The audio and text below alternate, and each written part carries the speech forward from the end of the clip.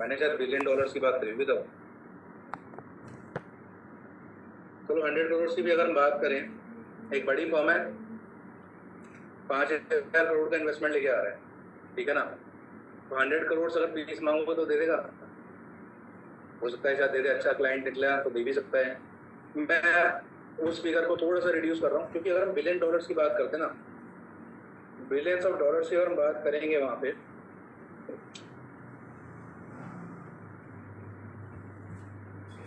तो billions of dollars की अगर हम बात करेंगे तो बिलियंस ऑफ डॉलर्स में सपोज किसने बोले 10 बिलियन डॉलर्स का इन्वेस्टमेंट कर रहे हैं, 80,000 करोड़, और 80,000 करोड़ के बिजनेस को इंडिया में सही तरीके से लगाने के लिए 100 करोड़ अगर मांगोगे आप तो शायद दे भी सकता है, ठीक है ना। तो उस तरीके से अगर आप लेके चलो, यहाँ पे 5,000 करोड़ की बात कर रहे हैं, आपने पूरा बिजनेस एस्टैब्लिश करा दिया उसका हर तरीके से। अगर आप वहाँ पे 10 करोड़ से मांगोगे, 15 करोड़ से मांगोगे, आपको फीस मिल जाएगी।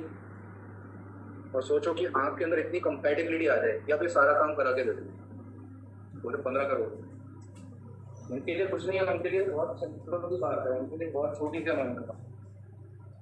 जो इंडिया में 5-10 हज़ार करोड़ का इन्वेस्टमेंट लग रहा है, उसको 15 करोड़ देना मुझे करूँ, ये बात है कि नहीं, ये बात है। और यहाँ इंडिया के हिसाब से, आपके हिसाब से 15 करोड़ तो बहुत है। ये कह रहे हैं कि मैं जाके उस दिन ऑडी ले आऊँगा, जिस दिन वो एडवांस में 1 करोड़ दे देगा तुरंत ही ऑडी ले आऊँगा, आ जाएगी ना। 40-50 लाख की आती है, अभी तो इनिशियल पेमेंट आई है 1-2 करोड़ की। देखो उस पॉइंट से हटके अगर हम बात करें तो इंडिया के अंदर बिजनेस स्टैब्लिश कराना, इंडिया के अंदर अगर बिजनेस स्टैब्लिश कराते हैं तो होता क्या है कि डोमेस्टिक प्लेयर्स भी हैं और इंटरनेशनल प्लेयर्स भी हैं। और होता क्या है कि आज की डेट में मार्केट में ऐसे प्रोफेशनल्स की कमी है जो एक ऑल अराउंड सॉल्यूशन दे रहे हैं। ऑल अराउंड सॉल्यूशंस के लिए अगर मैं आज की डेट में मेरे पास ऑल अराउंड सॉल्यूशंस है पॉसिबल नहीं, ठीक है ना। तो इंडिया ही अपने आप में इतना बड़ा है, स्टेट्स इतने बड़े हैं, सिंगापुर से आके हम क्या कर रहे हैं, इंडिया में कंपनी लगानी है हैदराबाद, तेलंगाना। तो मेरी जो रीच है वो दिल्ली एनसीआर की है, नॉर्थ इंडिया की है, और तेलंगाना का अगर असाइनमेंट में पकड़ूंगा तो मुझे भी बहुत ज़्यादा उसके लिए R&D करनी पड़ेगी। तो आप सोचो कि अगर आप एक नेशनल वाइड लेवल पे काम करना स्टार्ट कर दो तो आप इस अप्रोच को अगर रखोगे तो आपके लिए काम बहुत आराम से आ सकता है। तो इंडिया में इसलिए इस सब्जेक्ट को निकाला गया है और इसके अंदर ही सारे पॉइंट्स को रखे गए हैं। मैंने बोला ना, setting up business in New Zealand, हमारे पास कई बार क्लाइंट आ जाते हैं, वो कहते हैं कि एक काम करो, हमारा दुबई में कंपनी रजिस्टर कर दो, हमारी सिंगापुर में कंपनी रजिस्टर कर दो, न्यूजीलैंड में कंपनी रजिस्टर कर दो। तो क्या लगता है मैं सिंगापुर में जाके कंपनी रजिस्टर कर दूंगा?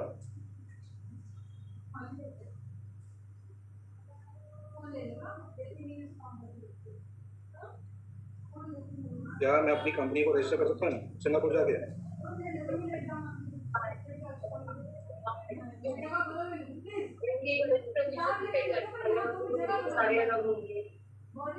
सीधी सी बात है, न्यूजीलैंड में कभी गया नहीं, मुझे पता ही नहीं वहाँ पे क्या है, ठीक है ना। तो ऐसे में क्या होगा कि वहाँ के प्रोफेशनल को अप्रोच करना पड़ेगा और उसी को सारी पता होगी। आप में से मेरे को बता दो न्यूजीलैंड में क्या लॉ चलते हैं, आइडिया है? अच्छा न्यूजीलैंड की 5 सिटीज के नाम बता दो।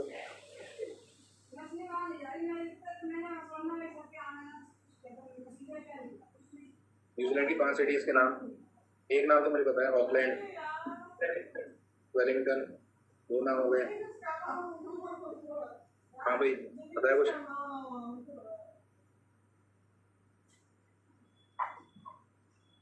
वहाँ कंपनी कैसे रजिस्टर कराओगे?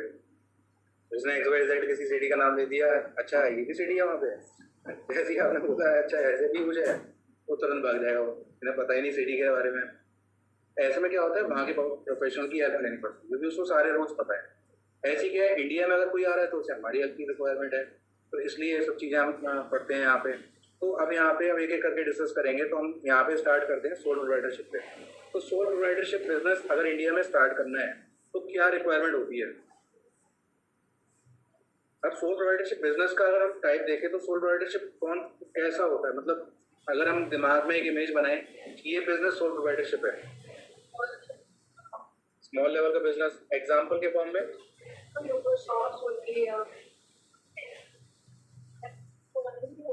मेन पॉइंट प्रोवाइड कर रहा है, ऑनलाइन सर्विस प्रोवाइड कर रहा है।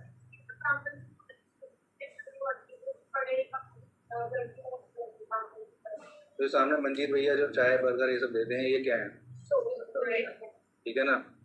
आगे जाके आपको कोई वैसा मिलता है, रेस्टोरेंट मिलता है, वो क्या हो सकता है? या तो पार्टनरशिप में हो सकता है, कंपनी हो सकता है, एलएलपी भी हो सकता है, ठीक है ना। आगे जाके एक मैकेनिक की दुकान पड़ेगी तो वो क्या होगा?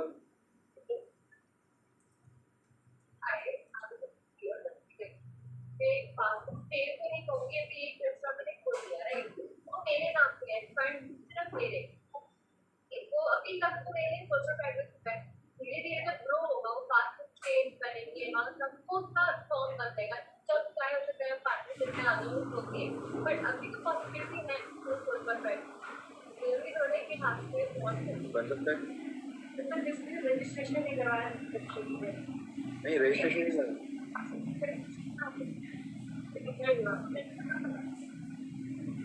अरे तो मैं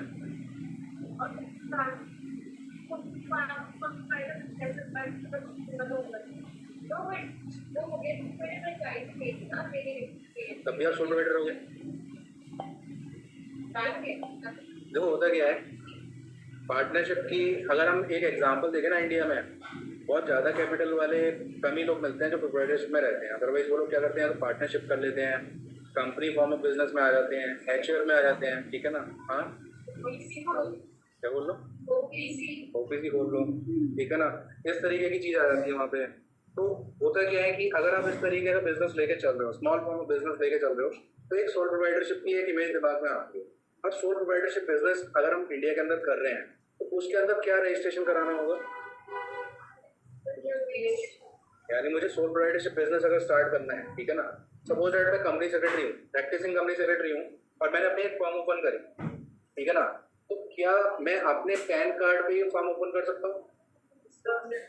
ठीक है ना।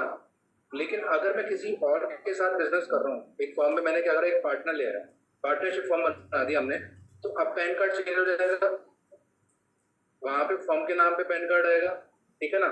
तो ऐसी क्या होता है, बिजनेस जैसे जैसे ग्रो करता चले जाता है, जैसे जैसे वहाँ पे पीपल एंगेज होते चले जाते हैं, वैसे वैसे क्या होता है, एक तरीके से बिजनेस फॉर्म चेंज होता चले जाता है, ठीक है।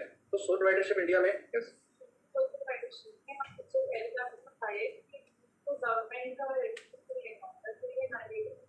गवर्नमेंट का रजिस्ट्रेशन आपके यहाँ पे मल्टीपल केसेस में है।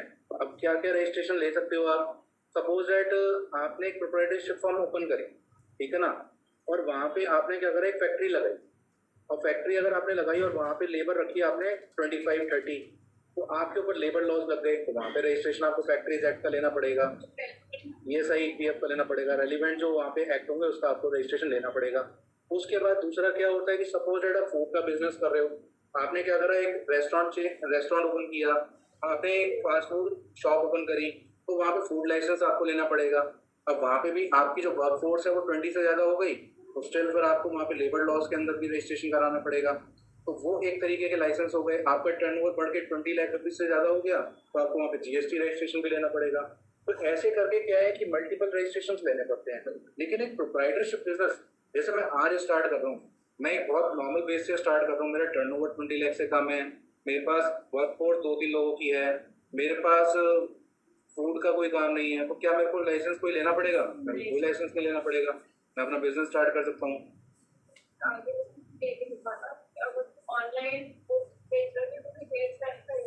वो जीएसटी का लेना पड़ेगा। ऑनलाइन का बिजनेस जो होता है ना, ई कॉमर्स में आ जाता है, तो ई कॉमर्स बिजनेस के लिए जीएसटी मैंडेटरी होता है।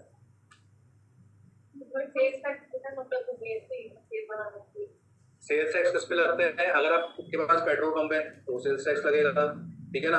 अगर आप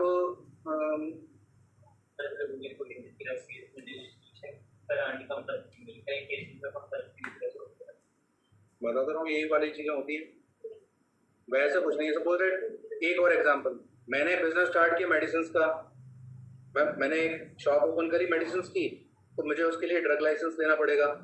ड्रग्स एंड कॉस्मेटिक्स एक्ट के अंदर हम उसका फार्मास्यूटिकल का लाइसेंस लेते हैं, ये एक लाइसेंस हो गया। ये मल्टीपल केसेस में है, ठीक है ना।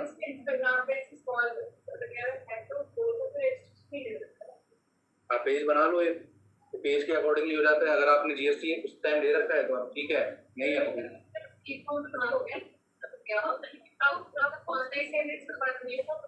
देखो ई कॉमर्स अलग चीज होगी, ये अलग चीज होगी। देखो होता क्या है कि आपने ऑनलाइन शॉपिंग स्टार्ट कर, ठीक है ना।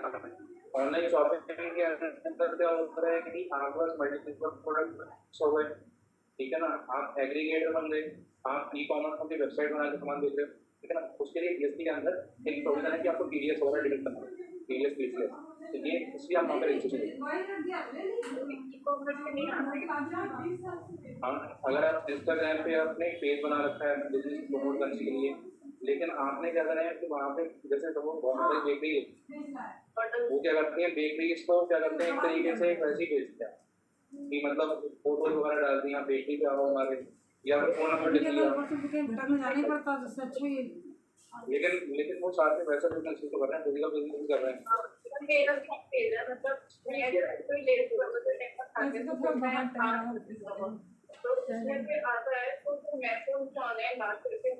ई कॉमर्स नहीं हुआ ना, वेबसाइट तो हमने इस तरीके से हुआ।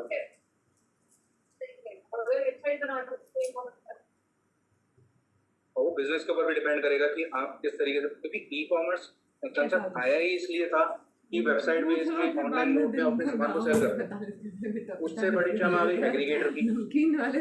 एग्रीगेटर और बड़ा हो गया, उसने कहा कि सारे प्रोडक्ट्स को उठा के सेल कर दो अपने प्लेटफॉर्म पे। तो ये इस तरीके से लाइसेंस, हाँ ब्लिंकिट, क्योंकि ब्लिंकिट का खुद का कोई प्रोडक्ट नहीं है, लेकिन वहाँ से अगर मुझे क्या है गुड डे बिस्किट्स मंगाने हैं, हल्दीराम की नमकीन मंगानी है, कोको कोला मंगानी है, सारी चीज़ आ रही है उससे।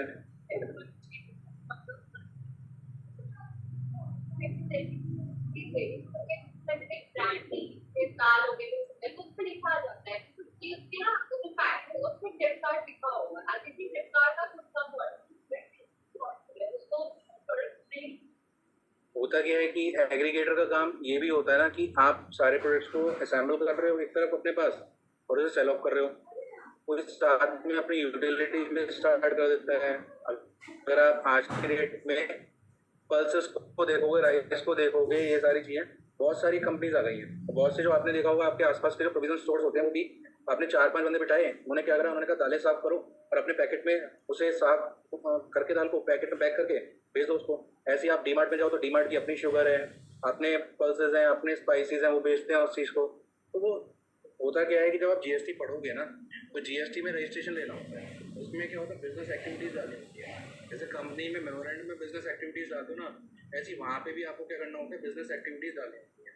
तो जीएसटी में जब ये लोग रजिस्ट्रेशन लेते हैं तो स्टार्टिंग में एग्रीगेटर का ले लेते हैं, तो बाद में क्या प्रोडक्ट्स को ऐड करते चले जाते हैं कि हमारी खुद की भी एक तरीके से ये सेल करेंगे इन क्वान्टिटीज़ की और कमोडिटीज़ की, तो वो वहाँ पर मैंशन किया जा सकता है, ठीक है ना।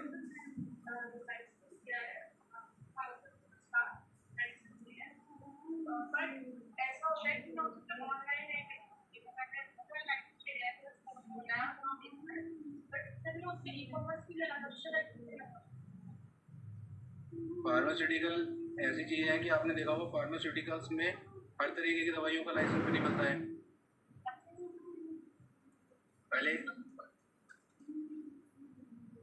जैसे आपने देखा होगा जो कुछ ऐसी मेडिसिन आती हैं जैसे एनेस्थीसिया होता है, एनेस्थीसिया पहले ओपनली मिल जाया करता था, लेकिन गवर्नमेंट ने क्या करा, उसका मिसयूज होते हुए देखते हुए उन्होंने क्या करा, उस चीज़ को एक प्रोहिबिटेड ड्रग कर दिया और उन्होंने कहा कि उसके लिए सेपरेटली लाइसेंस लेना पड़ता है। तो वो लाइसेंस लोगे तभी आप उसको बेच सकते हो इंडिया के अंदर। तो ये इस तरीके से चलती हैं। और ऐसी क्या है कि आप मेडिसिन को ऑनलाइन सेल करोगे उससे पहले आपको अप्रूवल लेना पड़ेगा। हाँ, वो सीधे क्या होता है, कंपनी बना के आप एग्रीगेटर मॉडल में आप लाइसेंस लोगे तो आपको मिलेगा।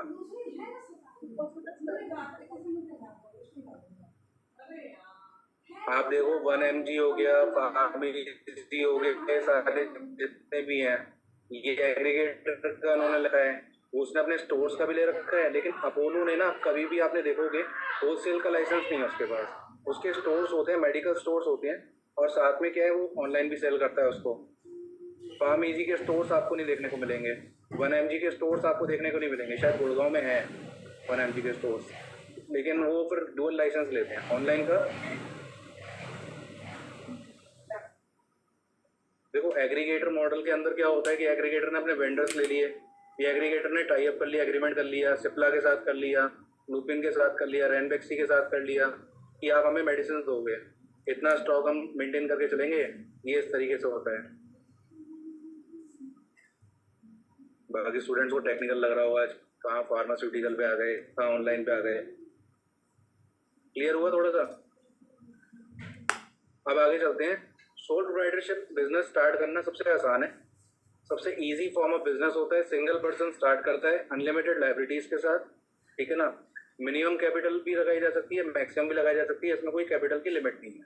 अगर आपके पास 1 करोड़ है, आप सोच रहे हो एक बड़ा शोरूम खोलने का, वो भी कर सकते हो। स्मॉल बिजनेस अगर आप 1 लाख से स्टार्ट करना चाहते हो तो वो भी कर सकते हो।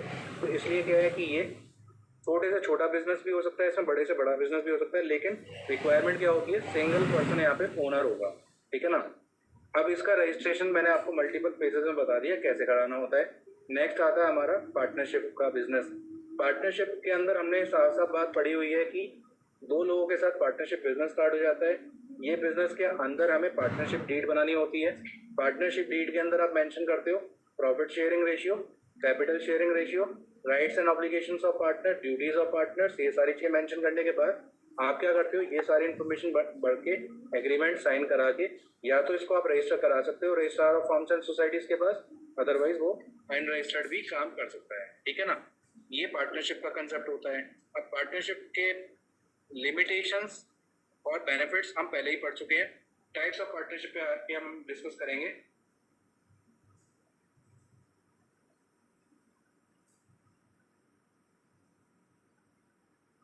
पाँच मिनट में स्टार्ट करता हूँ, ठीक है ना। एक छोट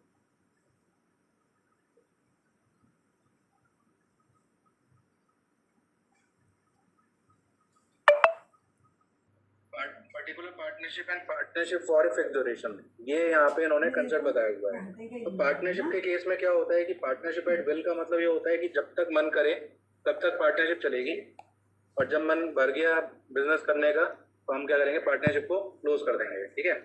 पर्टिकुलर पार्टनरशिप एक पर्टिकुलर ऑब्जेक्टिव को करने के लिए हम पार्टनरशिप बनाते हैं, ठीक है ना। एक पर्टिकुलर ऑब्जेक्ट को पूरा करने के लिए, एक पर्टिकुलर पर्पस के लिए जब हम पार्टनरशिप बनाते हैं तो उसको हम क्या बोलते हैं, पर्टिकुलर पार्टनरशिप। एक फिक्स ड्यूरेशन के लिए अगर पार्टनरशिप बनाई जाती है तो उसको क्या बोला जाता है, partnership for a fix duration. यानी 5 साल के लिए बनाई, 6 साल के लिए हमने पार्टनरशिप फॉर्म बनाई, उसके बाद जाके हमने क्या करा, उस पार्टनरशिप फॉर्म को वाइंड अप कर दिया, जैसे टाइम पीरियड पूरा हुआ। हाँ, उसका ऑब्जेक्टिव ये हो सकता है जैसे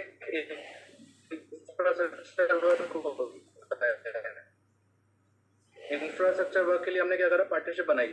सपोज इलेक्ट्रिसिटी की जो लाइन है हमने बोला कि इसे अंडरग्राउंड करना है, जैसे फॉरेन कंट्रीज में होता है।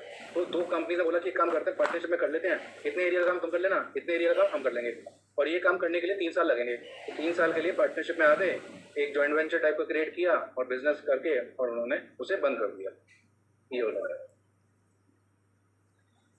पर्टिकुलर में भी लेके आ सकते हो, उसमें भी यही एग्जाम्पल हो सकता है, एक काम को पूरा करने के लिए। अब पर्टिकुलर पार्टनरशिप का एक अच्छा ऑब्जेक्टिव मैं आपको एक मैं एग्जांपल दे सकता हूँ। आज की डेट में आपने एक चीज देखी है,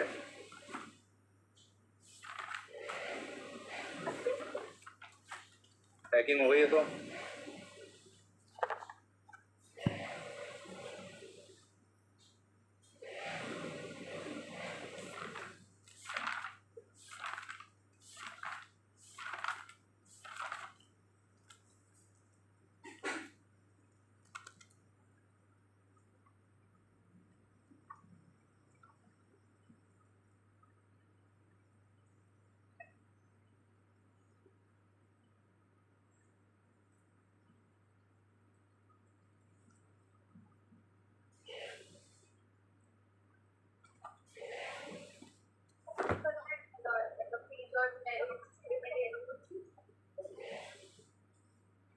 फीचर नहीं पूछेंगे एग्जाम में।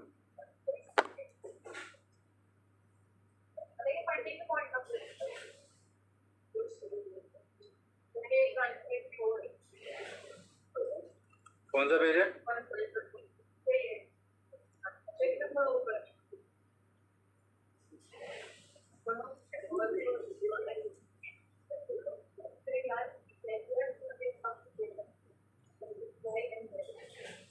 कोई नहीं, आप साइंटिस्ट की बात समझो।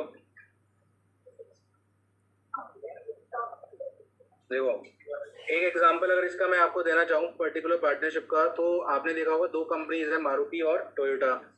आजकल क्या हो रहा है, मारुति और टोयोटा क्या कर रही हैं, सेम कार्स बना रही हैं। जैसे मारुति के अंदर भले तो उनकी ग्लैंजा है, ठीक है ना। अर्बन क्रूजर टोयोटा की हो गई और इनकी ब्रेजा हो गई, ठीक है ना। और कौन सी है, एक और कार बना रहे हैं ना, विटारा इनकी है मारुति की, और इनकी कौन सी है,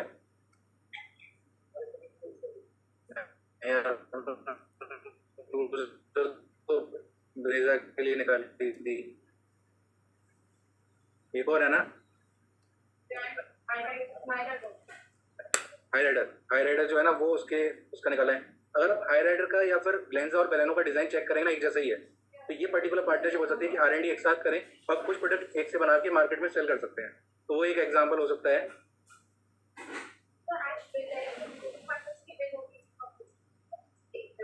दोनों मेजोरिटी में क्या हो सकता है, सारे आ सकते हैं। अब आते हैं टाइप ऑफ पार्टनर्स में पहला आ गया आपका एक्टिव पार्टनर, यानी जो एक्टिवली कंट्रीब्यूट कर रहा है बिजनेस के अंदर। दूसरा आ गया स्लीपिंग और डॉर्मेंट पार्टनर, यानी उसका फंड्स में तो कंट्रीब्यूशन होगा लेकिन वर्क में कोई कंट्रीब्यूशन नहीं होगा। इसके बाद नॉर्मल पार्टनर्स। नॉर्मल कौन होते हैं, इसे नॉमिनल,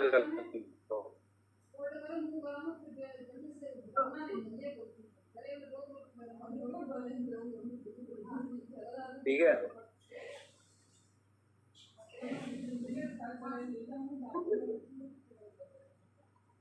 तो ये आपका नॉमिनल पार्टनर हो गया। नॉमिनल पार्टनर के अंदर क्या होता है कि एक पर्टिकुलर पर्सन अपना नाम दे देता है, और अगर कहीं पे आ जाए ना, एक छोटी सी कंपनी है, अगर ये आ जाए कि अडानी इनके साथ टाई अप कर रहा है या मुकेश अंबानी ने इस कंपनी में इन्वेस्टमेंट कर दिया, तो ऑटोमेटिकली क्या होता है, उसके शेयर प्राइस बढ़ने लग जाते हैं। ऐसी मार्केट में क्या होता है कि अगर आपकी पार्टनरशिप फर्म है और आपने एक ऐसे रेपुटेड पर्सन के साथ पार्टनरशिप कर ली जो आपके बिजनेस में कोई कॉन्ट्रीब्यूशन नहीं दे रहा, लेकिन क्या है, उसने अपना नाम दे दिया, तो पार्टनरशिप फर्म क्या है, एक्सेल कर सकती है मार्केट में, लोगों का ट्रस्ट बढ़ सकता है।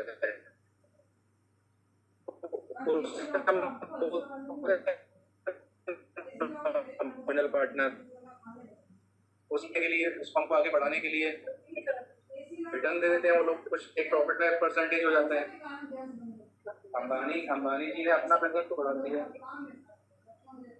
कैपिटल वो कॉन्ट्रीब्यूट नहीं करता, लेकिन क्या होता है, रॉयल्टी लेते हैं, अपने नाम की रॉयल्टी लेते हैं, कुछ भी रखते हो, लॉस में पार्टिसिपेट नहीं करता। प्रॉफिट होता है तो मिलेगा, लॉस में कोई कॉन्ट्रीब्यूशन, ठीक है ना। हमने कहा लॉस होगा वो तुम्हारा है, प्रॉफिट होगा उसका कुछ पार्ट मेरा है। अब नेक्स्ट आता है पार्टनर्स बाय होल्डिंग आउट।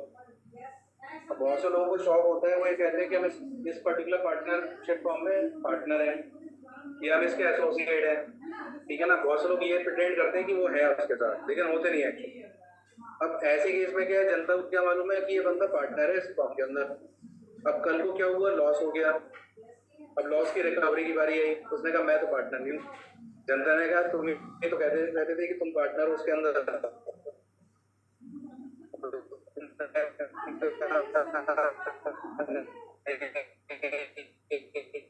ऐसा नॉमिनल पार्टनर प्रॉफिट में कंट्रीब्यूट करता है, partner by holding out loss में कंट्रीब्यूट करता है, लॉस में पे करता है एक तरीके से।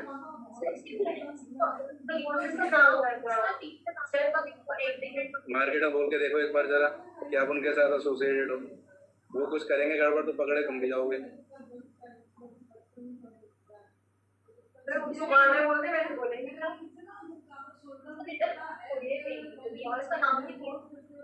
रिटर्न में तो नहीं है, लेकिन इसे डीमिंग फंक्शन लगा देते हैं, उसमें मान लिया जाता है कि आप उससे बचा लो।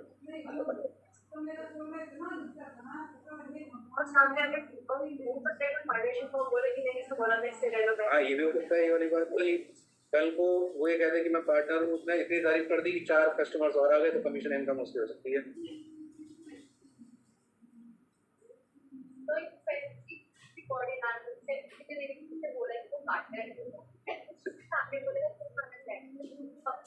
एक बिजनेस का एक बहुत बड़ा रूल है, अगर आपके यहाँ किसी का बिजनेस होता है तो आपको ये बात अच्छे से पता होगी। एक पर्टिकुलर पर्सन था, वो बिजनेस कर रहा था। अब बिजनेस में क्रेडिटर भी होते हैं, डेटर भी होते हैं। तो उस पर्सन की डेथ हो गई। अभी बताओ कि उससे रिकवरी करने वाले आएंगे या उसे जो पैसे मिलने वाले थे वो लोग आएंगे? आगे सुन रहे हैं? आगे सुन रहे हैं? एक होता है माइनर पार्टनर। माइनर पार्टनर की वैसे तो कोई एक तरीके से एंट्री होती नहीं है, लेकिन वो गार्जियन के साथ मिलके ऐड हो सकता है, प्रॉफिट में शेयर लेके आ सकता है, लेकिन लॉस में कंट्रीब्यूट नहीं करेगा। ठीक है ना? ये क्लियर हो गया? हाँ,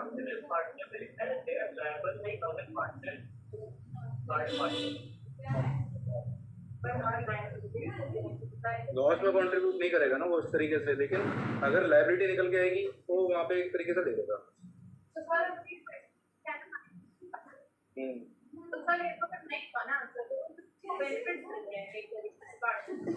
हाँ, उसे आप एडमिट करोगे तो इसी शर्त पे एडमिट करोगे कि आपको जो है ना उससे प्रॉफिट में तो शेयरिंग दे सकते हो, लेकिन लॉस में उसे नहीं देना।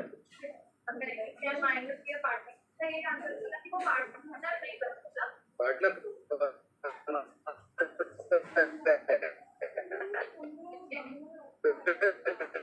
Limited benefit.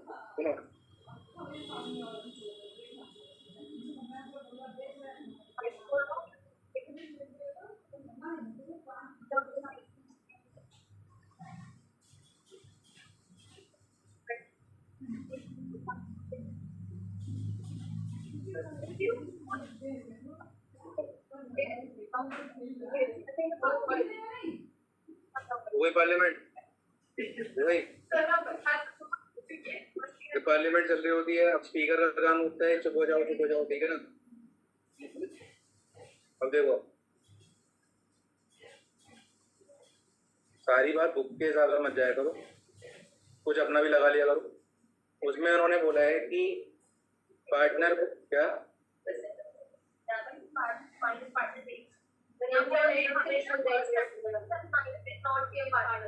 देखो यहाँ पे क्या होता है, पार्टनर को जब भी लेते हैं वो पार्टनर की कैपेसिटी में नहीं होती, क्योंकि पार्टनर का काम क्या है, वो प्रॉफिट में भी है वो लॉस में भी है। ठीक है ना? लेकिन यहाँ पे उन्होंने बोला कि उसको बेनिफिट्स के साथ लेके एडमिट कर सकते हैं, यानी पार्शली पार्टनर बन सकता है। ठीक है, पार्शली पार्टनर बन सकता है, लेकिन उसका लॉस में कोई भी कॉन्ट्रीब्यूशन नहीं सकता। वो तो पीछे की जाते हैं,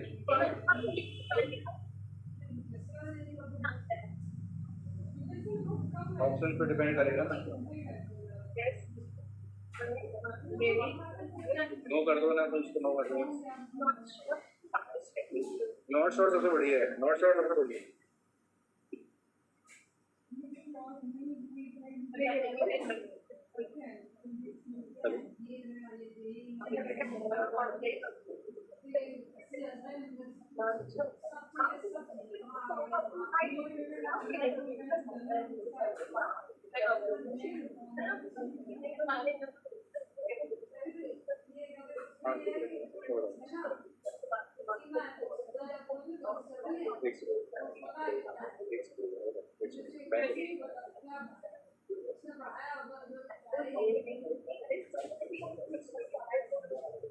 अभी आई नहीं वैसे तो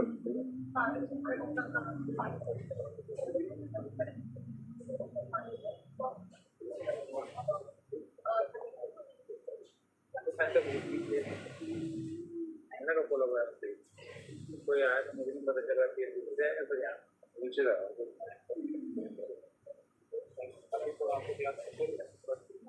बस होने वाली है।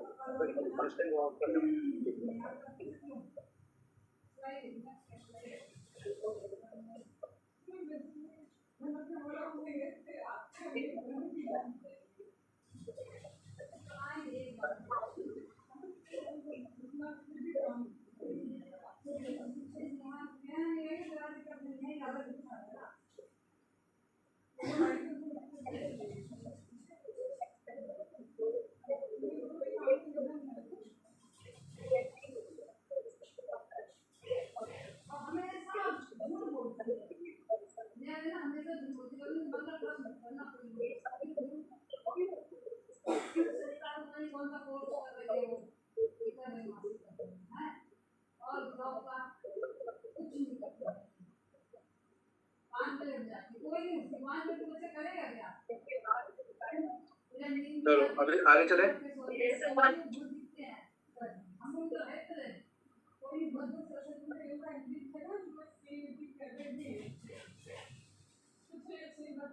पार्टनरशिप डीड के अंदर क्या क्या इन्फॉर्मेशन आती है वो सारी यहाँ पे लिखी हुई है। ये करीब करीब सेम रहेगी जो आपने एलएलपी के अंदर पढ़ी थी, ठीक है ना। जो एलएलपी में आपने पढ़ा था वही करीब करीब सेम रहता है।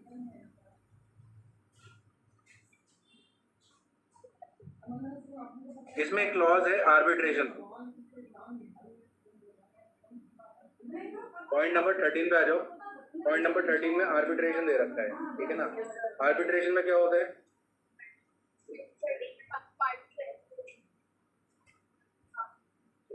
जैसे आप लोग एक दूसरे कर लेते हो, क्या बात, ये बढ़िया है, समझौता करा देते हैं। कराया आपने अभी? करा दी इन दोनों के बीच गई?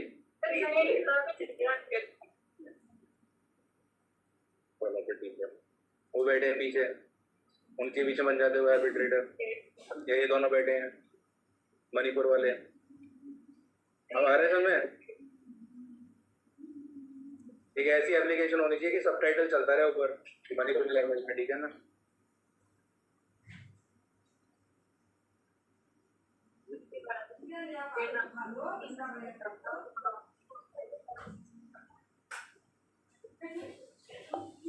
अच्छा, अब इसका रजिस्ट्रेशन प्रोसेस क्या होता है वो हम पढ़ेंगे। रजिस्ट्रेशन प्रोसेस के अंदर एक एक थोड़ी सी डिस्कस कर लेते हैं। मैं आपको दिल्ली का रजिस्ट्रेशन प्रोसेस बताऊंगा, करीब करीब सेम ही रहता है हर जगह का।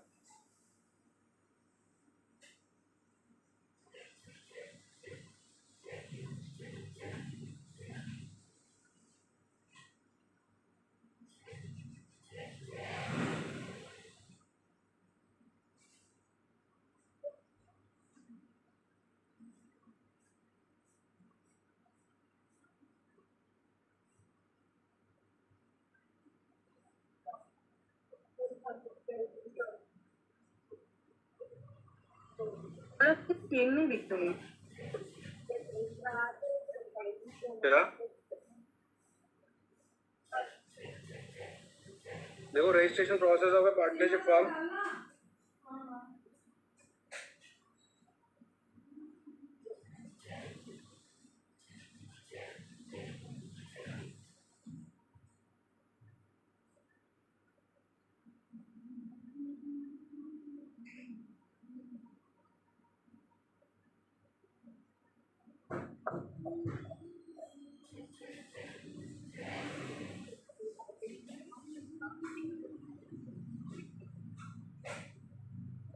तो यहाँ पे क्या होता है, दिल्ली के अंदर अगर हम बात करें और यूपी के अंदर बात करें तो नॉर्मली क्या होता है, ये फिजिकल प्रोसेस होता है।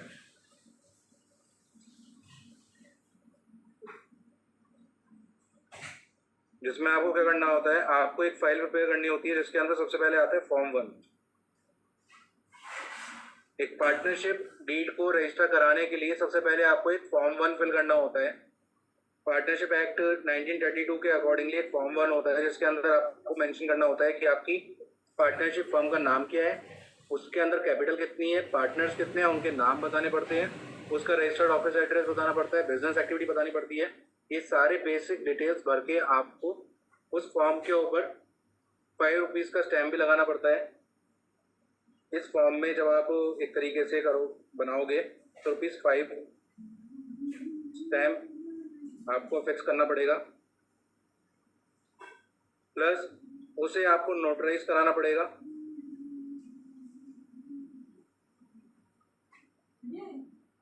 नोटराइज आपने देखा होगा ना कि एफिडेविट बनता है, एफिडेविट पे एक वो स्टैंप लगा देते हैं, वो नोटराइज हो जाता है, वो चीज़ आपको करानी होगी।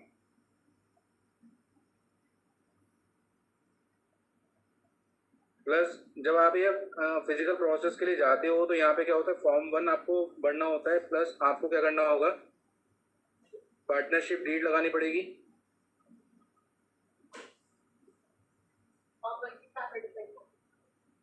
पार्टनरशिप डीड लगाओगे,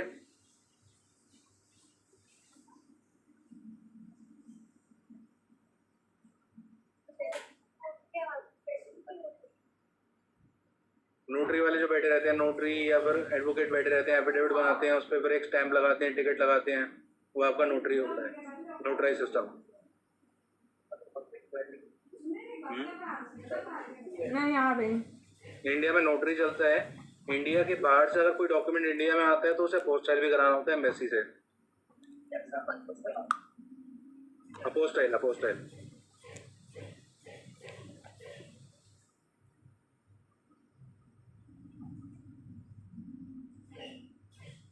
तो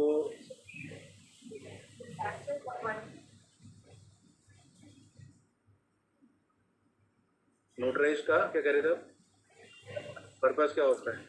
वो एक तरीके से ऑथेंटिकेट कर दिया वो डॉक्यूमेंट।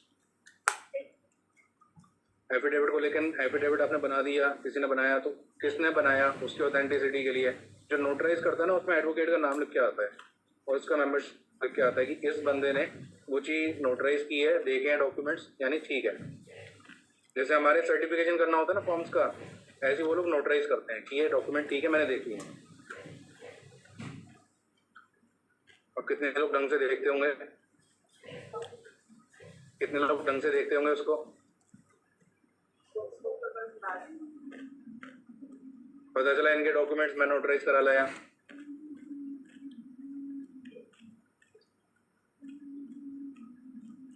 आगे चले।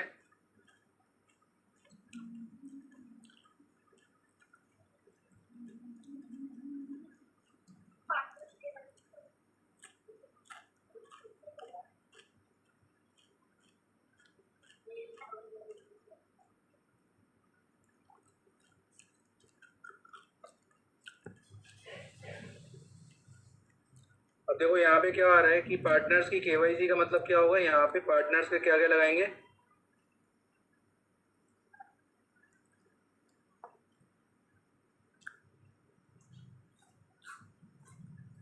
और ये सारे डॉक्यूमेंट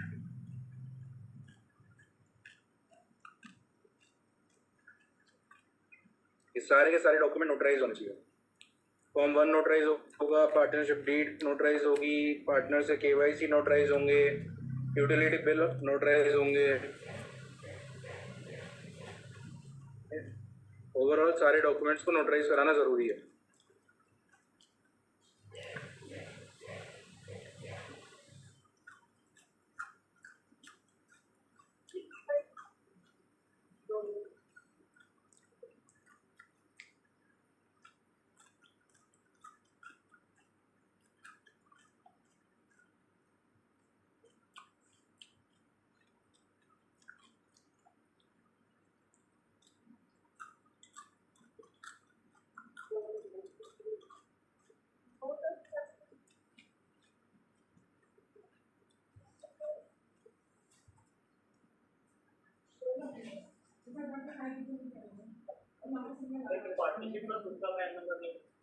होता है, लेकिन एंटिटी है ना, वो सेपरेट एंटिटी हो जाती है।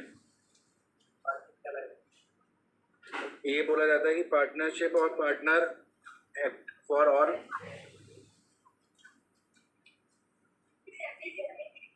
मतलब एक एंटिटी क्रिएट हो जाती है ना। अब सपोज दैट मैं अपने पैन कार्ड से तो पार्टनरशिप नहीं चला सकता ना,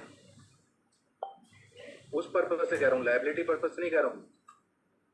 अब बैंक अकाउंट खुलवाओ, किसके नाम से खुलवाओ? पैन तो चाहिए होगा ना। मैं और आप पार्टनर बन गए, ठीक है ना, या तो अपने पैन कार्ड से अपना अकाउंट खुलवा लोगे या मैं अपने से अपना अकाउंट खुलवा लूंगा। क्या हम पार्टनरशिप फॉर्म का नाम से खुलवा लेंगे? नहीं खुलवा पाएंगे, उसके लिए सेपरेट पैन अकाउंट होना चाहिए। उसमें तो चल जाता है, वो तो अपने से चल जाता है। उसमें सिग्नेटरीज होते हैं ना, आप और मैं सिग्नेटरी बन गए। हमने क्या करा, ये लिख दिया कि जब तक चेक पे दोनों के साइन नहीं होंगे तब तक पास मत करना, या मैंने बोल दिया कि मैं सिग्नेटरी हूँ तो मेरे साइन जब तक नहीं होंगे वो चेक पास नहीं होगा। तो ये चीज़ होती है। और बताओ, अब ये कहाँ पे सबमिट करोगे? ये सारे डॉक्यूमेंट्स एक फाइल बना के आप सबमिट करोगे।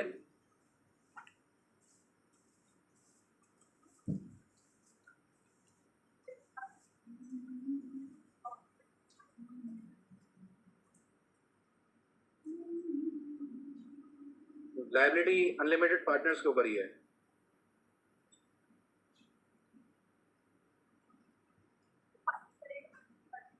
एक फर्म का अकाउंट होता है ना, फंड नहीं रखेंगे। जो ट्रांजेक्शन है, मैंने एक पार्टनरशिप बनाई, ठीक है ना, आप चारों लोगों ने मिलकर एक पार्टनरशिप बनाई, आप पार्टनर हो गए, बिजनेस कर रहे हो ना, सामान मंगाओगे तो किसी को पेमेंट करोगे, कैसे करोगे? अपने फर्म का चेक दोगे, पेमेंट लोगे तो किस में लोगे? फर्म के अकाउंट में तो लोगे। आज तुम ऐसे क्यों कर रहे हो भाई? वाइब्स आ रही हैं क्या साइंस वालों की? वायरलेस ट्रांसफर हो रहा हो, ये चीज तो 11th-12th में बता दी जाती है। आज करंट अकाउंट वाला क्वेश्चन ऐसे पूछ रहे हो, मेरे को थोड़ा सा लगा ये पूछती तो समझ में आता, या पीछे वो पूछती तो समझ में आता। वो फुकरे 2 देखी है ना आप लोगों ने, वायरस।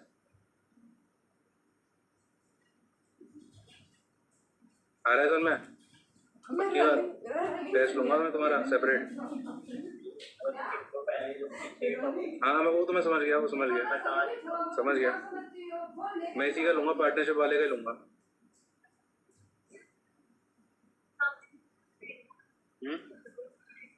एक दो हफ्ते का टाइम दो।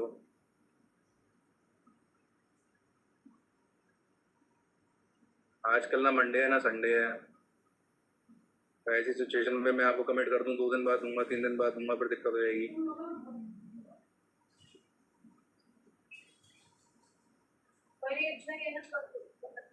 हाँ, इसको फिर आपको सबमिट करना पड़ेगा यहाँ पे registrar of firms and societies में।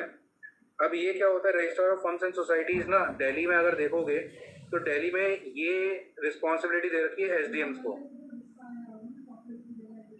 अब क्या दिल्ली में आपने देखा होगा ज्यूरिसडिक्शन अलग अलग हो जाता है, यहाँ का एसडीएम करोल बाग बैठता है, ठीक है ना।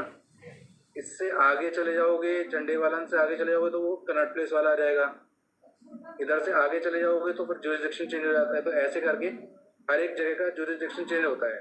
तो अपने ज्यूरिसडिक्शन के एसडीएम ऑफिस में आपको ये फाइल सबमिट करनी है, और ये इसे गो थ्रू करने के बाद आपकी फर्म को रजिस्टर कर देते हैं और एक सर्टिफिकेट दे देते हैं रजिस्ट्रेशन का।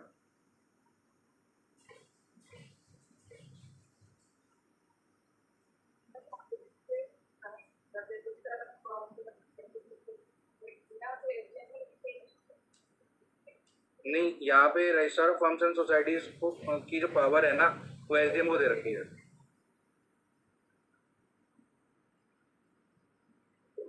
आ रहा है समझ में? आज इतना ही रखेंगे, आज इसके आगे नहीं चलेंगे। किसी की कोई क्वेरी हो तो बताओ। Online students,